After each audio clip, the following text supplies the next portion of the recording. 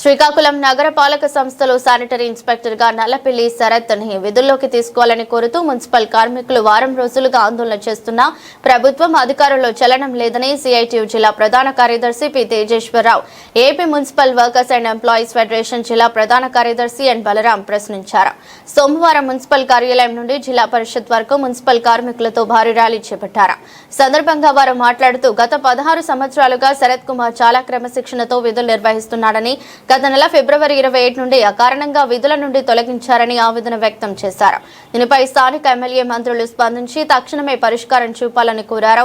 సమస్యను పరిష్కరించమంటే తాత్సర్యం చేస్తూ జటిలం చేస్తున్నారని విమర్శించారు. నగరపాలక సంస్థలో రాత్రి పగలు పనిచేసి పట్టణాన్ని పరిశుభ్రంగా చేయడంలో, పట్టణాన్ని పరిశుభ్రంగా కీలకంగా పనిచేస్తున్నటువంటి మున్సిపల్ కార్మికులు, శానిటరీ ఇన్స్పెక్టర్ల మీద అధికారుల వేధింపులు తీవ్రతరమయ్యాయి.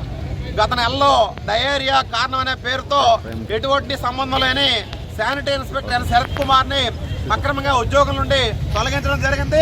దీని మీద ఇప్పటికే స్థానిక ఎమ్మెల్యే గారికి, అలాగే మున్సిపల్ అధికారులకి అందరికి కూడా ఈ సమస్యను వెంటనే పరిష్కారం చేయాలి, అక్రమంగా తొలగించిన శరత్ కుమార్ ని వెంటనే విధుల్లో తీసుకోవాలని చెప్పి అనేక రూపాల్లో వింతపత్రాలు ఇచ్చి వేడుకున్నా సరే స్పందించకపోవడంతో ఈరోజు ఫిబ్రవరి 7వ తేదీ నుంచి కూడా మొత్తం కార్మికులు శరత్ కుమార్ ఉద్యోగం నుండి తొలగించడంతో మొత్తం కార్మికుల కుటుంబాలన్నీ కూడా ఈరోజు ఆయనకి మద్దతుగా మార్చి 17వ తేదీ నుంచి కూడా విధులు బంద్ చేసి కార్మికుడికి మద్దతుగా ఈరోజు పోరాటం చేస్తున్నారు.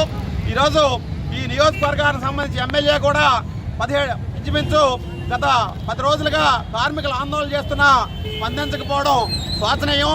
ఈరోజు కరోనా టైంలో కానీ, రథసప్తమి సందర్భంగా కానీ ఏ ఒక్క కార్యక్రమం జరిగినా సరే మున్సిపల్ కార్మికులు కానీ, శానిటరీ ఇన్స్పెక్టర్లు రాత్రి పగలని తేడా లేకుండా ఈరోజు అధికారులు చెప్పిన పనిని చేయడమే వాళ్ళు చేసి తప్ప అని మేము ప్రభుత్వాన్ని ప్రశ్నిస్తున్నాం.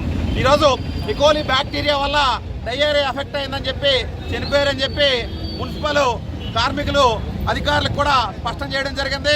ఈరోజు వీరపాండ్య అని చెప్పి విజయవాడ నుంచి అధికారే స్పష్టంగా ప్రకటించిన నేపథ్యంలో ఎటువంటి సంబంధం లేని శానిటరీ ఇన్స్పెక్టర్ని బాధ్యులు చేయడం ఎంతవరకు సంబంధించిన ప్రశ్నిస్తున్నాం.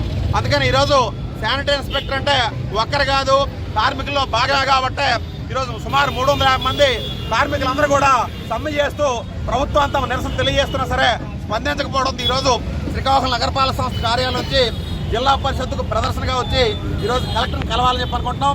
ఈరోజు ఇన్ఛార్జ్ కమిషనర్ ఉన్న జాయింట్ కలెక్టర్ గారు కూడా స్పందించి ఈ సమస్యకి పరిష్కారం వ్యవహరించాల్సి పోయి కనీసం ఎందుకు ఆందోళన చేస్తున్నారని కనీసం పిలిచి మాట్లాడే ప్రయత్నం కూడా చేయకపోవడం అంటే మున్సిపల్ కార్మికుల పట్ల అధికారులకు కానీ, ప్రభుత్వానికి కానీ ఎంత చిన్న చూపు చూస్తున్నారో అర్థమవుతుంది. మున్సిపల్ కార్మికులు ఒంటరిగా లేరు. ఈ సమస్య పరిష్కారం చేయని పక్షంలో మున్సిపల్ కార్మికుల పోరాటానికి మద్దతుగా స్టేట్ అనుబంధ సంఘాలన్నింటినీ కూడా అండగా నిలబెట్టి మొత్తం అవసరమైతే మున్సిపల్ కార్యాలయాలను కూడా ముట్టడిస్తాం. అరెస్టులకు కూడా వెనకాడేది లేదు. అవసరమైతే మా ఉద్యోగాలు తీసుకుంటారా, లేదంటే మమ్మల్ని జైల్లో పెడతారు కూడా అధికారులు తీర్చుకోవాలి తప్ప ఈ రకంగా ఉద్యోగాలు తొలగించేస్తే మాత్రం చూస్తూ ఊరుకునేది లేదని చెప్పి ప్రభుత్వానికి ప్రశ్నిస్తున్నాం. అందుకని ఇప్పటికైనా సరే అధికారుల తాలూకు వైఖరి మార్చుకొని అక్రమంగా తొలగించిన శరత్ కుమార్ని వెంటనే విధుల్లోకి తీసుకోవాలి. అలాగే ఇంకొక దుర్మార్గం ఏంటంటే పని భారం పెరుగుతుంది, కార్మికుల సంఖ్య పెంచాలని చెప్పి యూనియన్ గానే పోరాటం ఫలితంగా 100 మంది కార్మికుల్ని నియామకాలు చేస్తామని చెప్పి ప్రభుత్వం ప్రకటించింది.